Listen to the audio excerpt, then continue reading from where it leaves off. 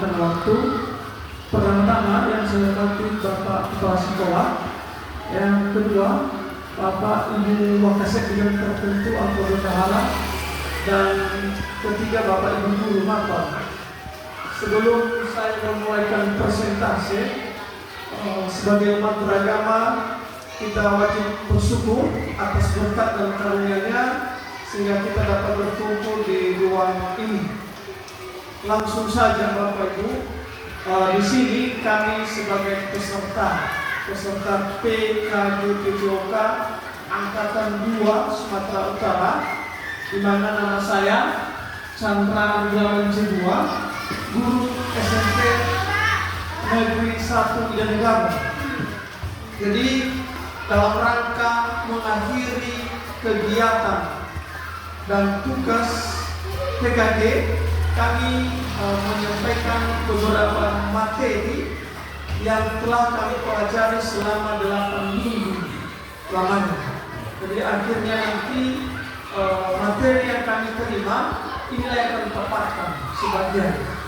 Oke, langsung saja. Ini ada rencana tindak lanjut atau RTL. Jadi Bapak Ibu, sebenarnya ada 3 topik yang diberikan, yaitu pertama pendidikan gerak, kedua pendidikan jasmani, dan ketiga model SEM atau Sport Education Model. Jadi saya memilih topik ini hari ini, yaitu Sport Education Model atau yang disingkat dengan SEM. Oke, sebelum saya menjelaskan apa itu SEM, di sini ada pertanyaan tematik kepada Ibu Guru. Yang pertama, pernahkah Bapak Ibu melihat peserta didik saat proses pembelajaran berlangsung melakukan berbagai tingkah laku atau perbuatan keras mereka masing-masing? Pastinya ketika Bapak Ibu di kelas menjelaskan suatu materi, peserta didik juga melakukan kegiatan yang sudah dilakukan. Pastinya ya Bapak Ibu Guru. Yang kedua, selama Bapak Ibu Guru proses kegiatan mengajar, pernahkah menjumpai peserta didik yang suka olahraga tetapi monoton? Artinya begini Bapak Ibu Guru, monoton ini dia suka, tetapi ada peserta didik juga tidak mau berolahraga. Mungkin karena ada sesuatu penyakit, ketika Bapak Ibu Guru menjelaskan, ya hobi, tapi dia tidak bisa melakukan. Nah, mudah-mudahan di sekolah ini pernah mengalami tersebut ya. Oke, lanjut. Jadi Sport Education Model atau SEM itu suatu model pembelajaran pendekatan yang dirancang sesuai dengan kebutuhan peserta didik secara menyeluruh, menarik dan menyenangkan untuk membangun individu secara mandiri, kreatif, sehat jasmani dan rohani.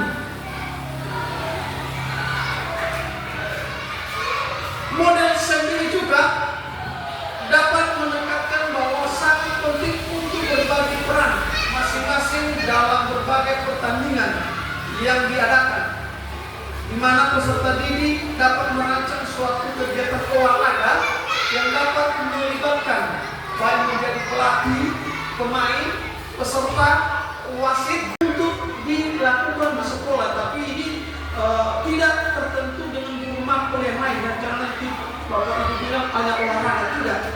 Bisa dilakukan dengan guru mapel yang lain. Selanjutnya, dalam proses kegiatan pembelajaran ini, peserta didik diharapkan dapat menjalankan dan mencerminkan kehidupan yang nyata dalam berolahraga sehari-hari.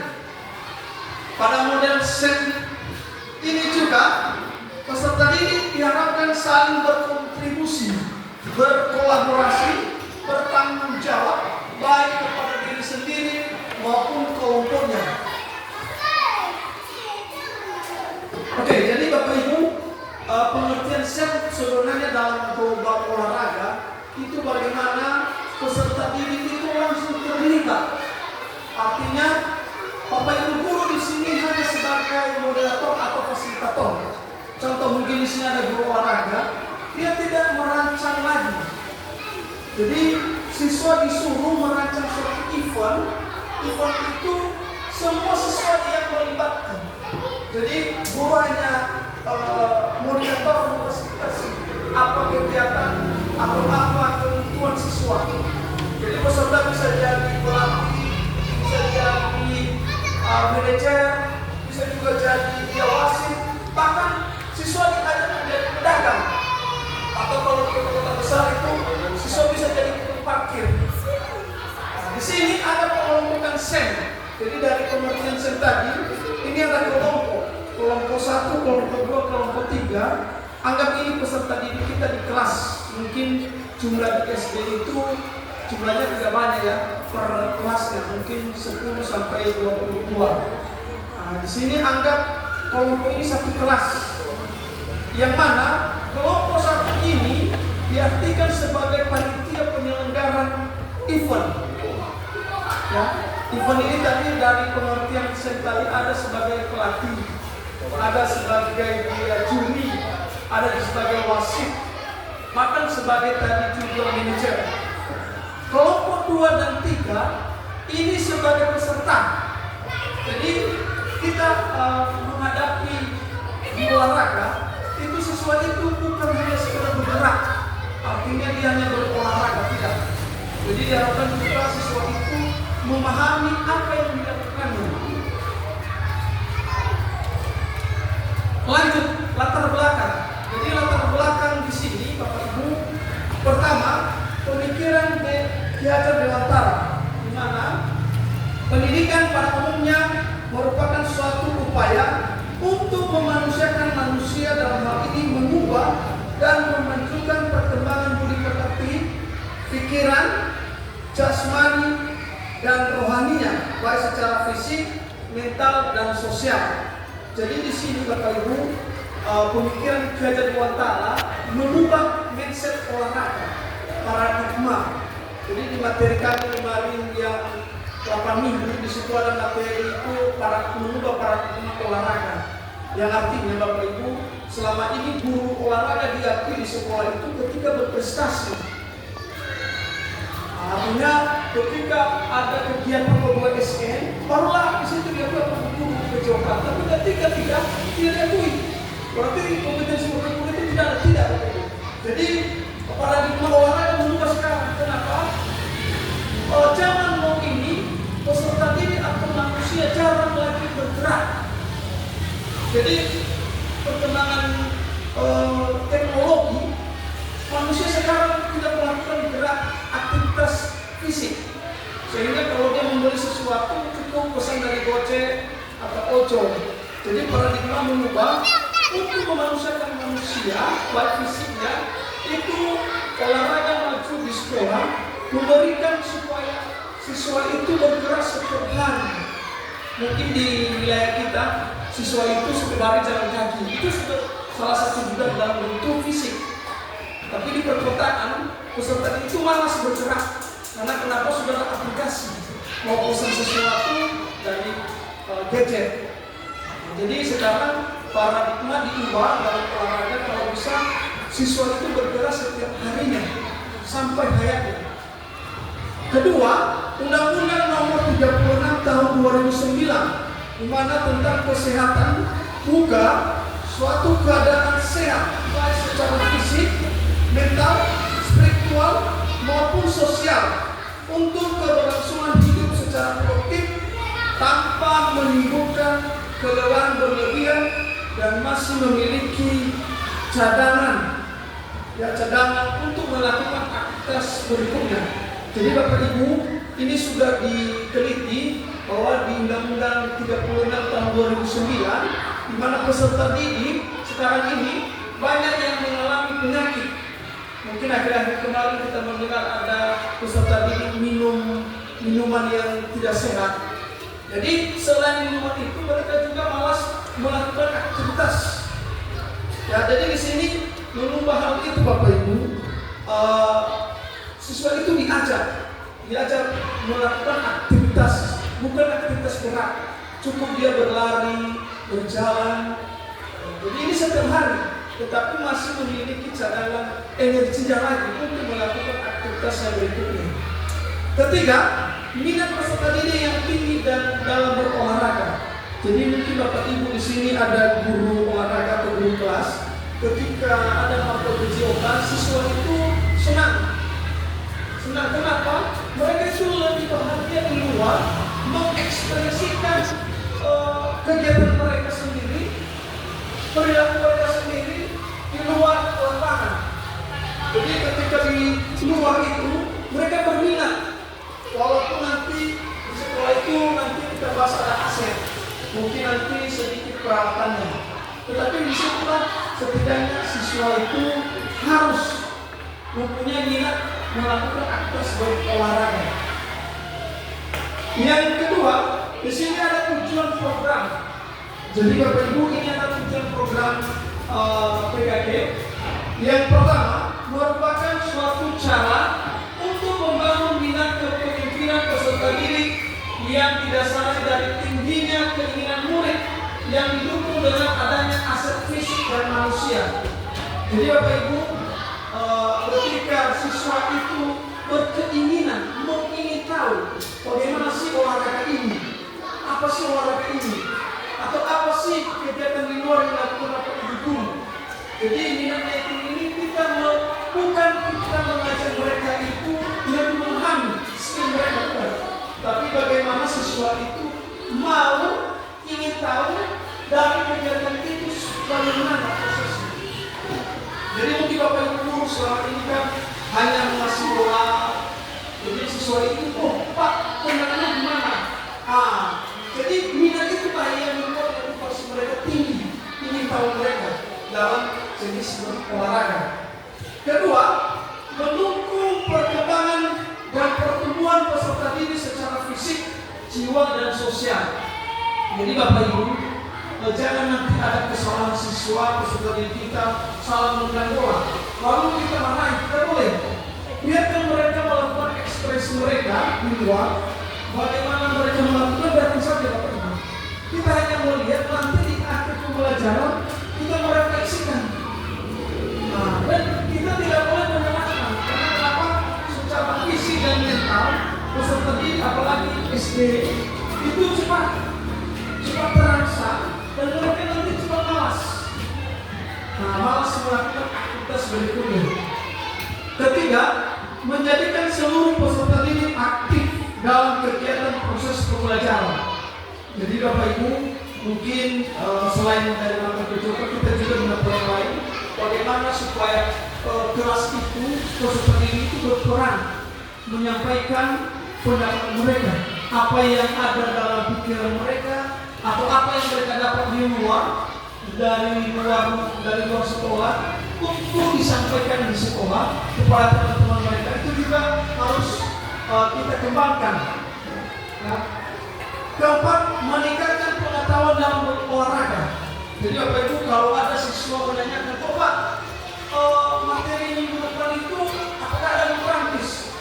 Ini jangan kita bangga. Artinya mereka itu nalar mereka mungkin tinggi, menanyakan hal itu mungkin karena sudah dilihat di luar. Jadi peserta didik kita ini kan sering menonton, sering ikut orang tua. Jadi ini kita tingkatkan, kita sampaikan. Ya. Kelima, memberikan kesempatan peserta didik dalam meningkatkan potensinya secara maksimal. Jadi di sini Bapak Ibu, meningkatkan potensi mereka secara maksimal bagaimana mereka mendalami materi itu. Contoh dalam permainan bola besar. Siswa itu setelah dipelajarinya apakah hanya di sekolah atau dipelajarinya di luar sekolah, artinya di rumah atau di luar lingkungannya. Jadi kita memotivasi mereka, memberikan kesempatan kepada peserta didik itu biar meningkatkan lagi potensi yang ada. Jangan kita batasi Bapak Ibu. Mungkin selama ini kita hanya mengikuti kurikulum yang lama, apalagi kurikulum merdeka ini kita harus tahu apa minat siswa itu, keinginan siswa. Terakhir, keenam, charter building atau profil Pancasila. Jadi di sini profil Pancasila mungkin sudah kita terapkan. Itu ada gotong royong, kerjasama. Jadi bagaimana peserta didik itu menghargai temannya, saling menutupi kesalahan temannya. kekurangan temannya. Sampainya si A tidak bisa menendang bola, maka si B itu menyampaikan, membantu. Oke. Yang keempat, capaian langkah-langkah dan hasil yang diharapkan pada tujuan ini. Jadi Bapak Ibu ada 3 langkah-langkah. Yang pertama, membangun kepemimpinan peserta didik. Jadi sebelum Bapak Ibu melakukan sebenarnya pembelajaran, artinya awal pembelajaran tadi kita harus menanyakan, baik itu secara pendapat mereka maupun juga itu secara menentukan pilihan. Jadi sebenarnya Bapak Ibu, ini kurikulum Merdeka ini mengajarkan kita itu melihat diagnostik siswa. Jadi sebelum mereka masuk KBM, bertanya apa minatmu, apa kesukaanmu, ini dalam jenis olahraga. Kalau di guru matkul yang lain, contoh seni budaya, apa hobimu, apakah ada hobi bernyanyi, apakah ada hobi menari. Jadi dari situ kita lihat nanti evaluasi siswa itu di mana kita kembangkan. Yang kedua, rasa memiliki atau kepemilikan terhadap sekolah. Jadi di sini Bapak Ibu, rasa memiliki, bagaimana siswa itu menjaga. Contoh dalam olahraga, bagaimana peserta didik itu menjaga alat-alat yang ada. Apakah setelah bermain dibuang terus? Begitu juga di seni budaya. Contoh, setelah mereka bermain gitar, seandainya ada gitar di sekolah, gitarnya ditaruh aja, kembali ke kelas atau di mana ditaruh. Jadi ini harus kita berikan pemahaman kepada peserta didik untuk rasa ingin memiliki atau keinginan terhadap sekolah itu dijaga. Yang ketiga, menciptakan pengalaman belajar yang bermakna dan menyenangkan kepada peserta didik serta penerapan budaya hidup sehat secara jasmani dan rohani. Jadi Bapak Ibu, yang ketiga ini untuk mencapai tujuan tadi, jadi kita menyampaikan untuk pengalaman belajar siswa itu yang bagaimana. Jadi Bapak Ibu sebenarnya seperti kantin itu Bapak Ibu guru juga harus tahu apakah yang dikonsumsi siswa itu sehat atau tidak. Jadi selain mereka sehat jasmani, rohani mereka juga itu diberikan budaya, membudayakan bagaimana hidup sehat yang sebenarnya. Yang kelima, struktur program dan mitra. Jadi program ini dapat dilaksanakan dan dilakukan oleh semua jenjang mulai dari kelas 7, 8, 9. Jadi kenapa di kelas 7 SMP mereka lebih dewasa. Jadi mulai dari SD kelas 4, 5, 6 sebenarnya Bapak Ibu, siswa ini sudah tahu prakteknya yang mereka lakukan, apa yang mereka lakukan di lapangan itu bisa nanti dilanjutkan di kelas tingkat SMP. Kenapa? Di tingkat SMP ini mereka melanjutkan kegiatan peserta didik dari dasar dan fundamental.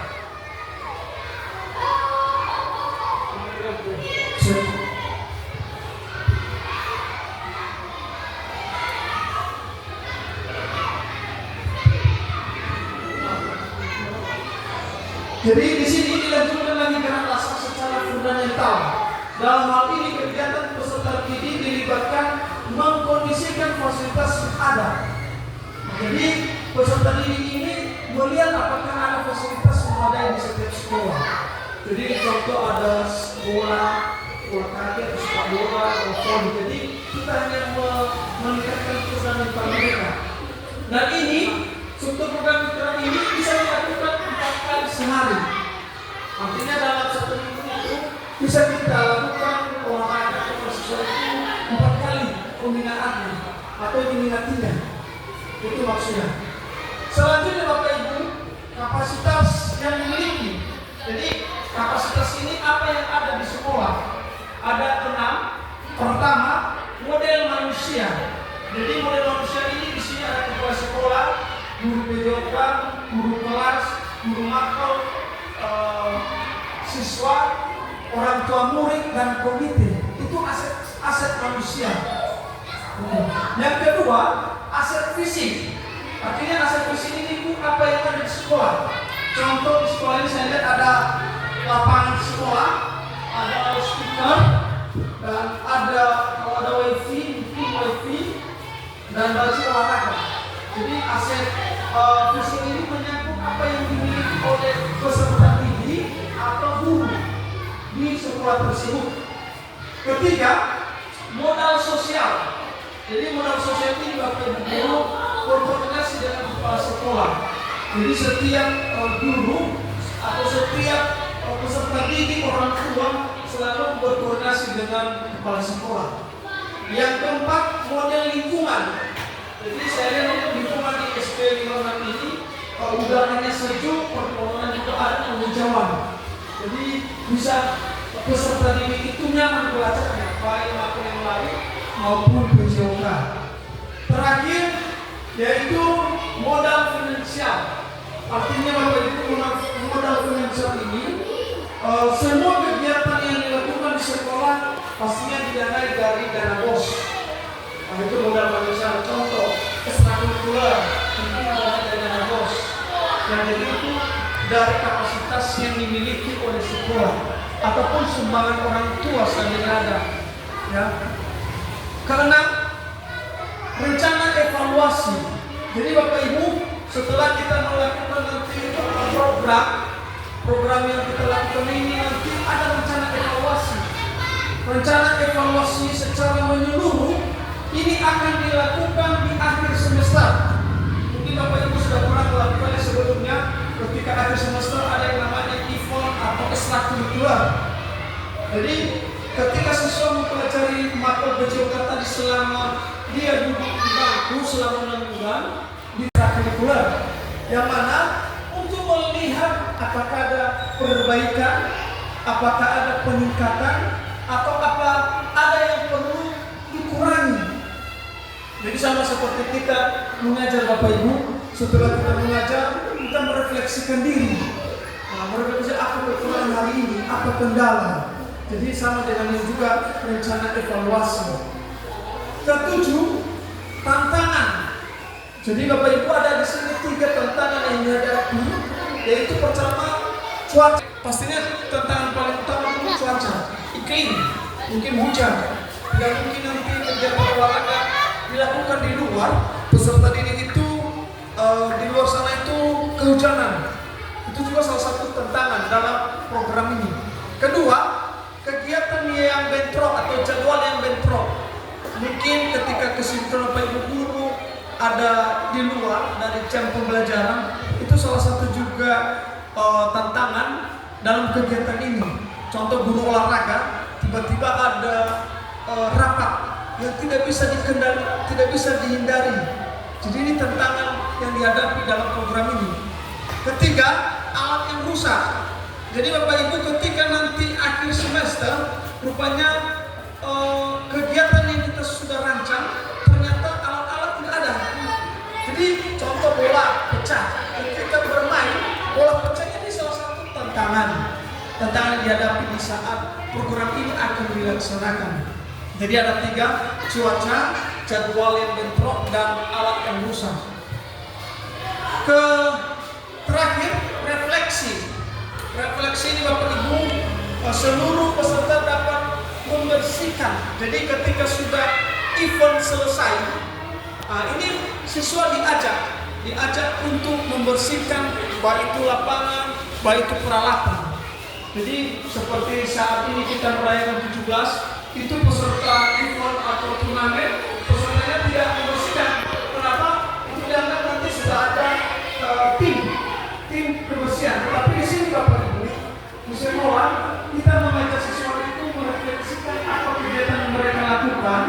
Itu kita ajak mereka supaya membersihkan kembali. Contoh alat olahraga yang sudah kotor, maka kita ajak siswa itu membersihkan kembali. Jangan nanti setelah selesai siswa itu juga pulang. Nah, contoh di kelas, mungkin ada guru besok saja dibersihkan, tidak perlu. Jadi di sini juga sama halnya kalau kita selesai pembelajaran setiap hari, kita mengajar siswa itu membersihkan kelas.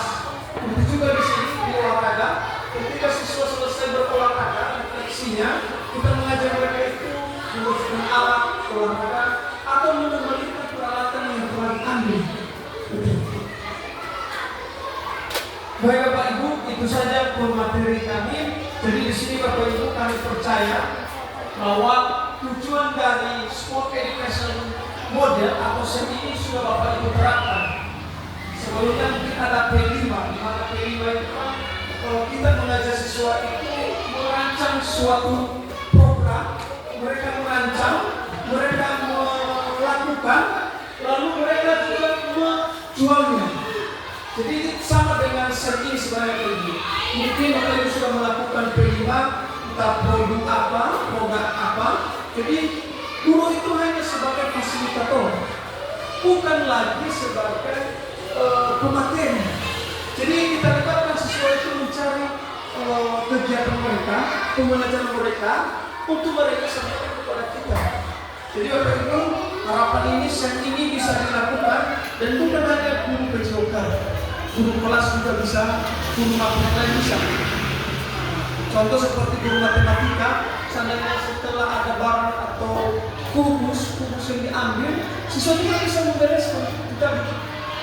Jadi itu saja yang perlu kami sampaikan Bapak Ibu.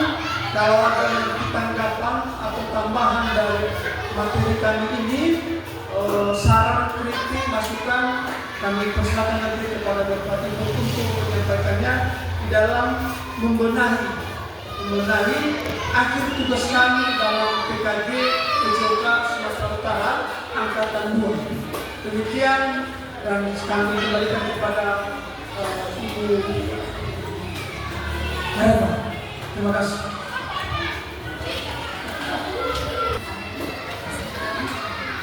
Ini keluar tanggapan saran dari Sinter Informasi satu dua orang saja boleh.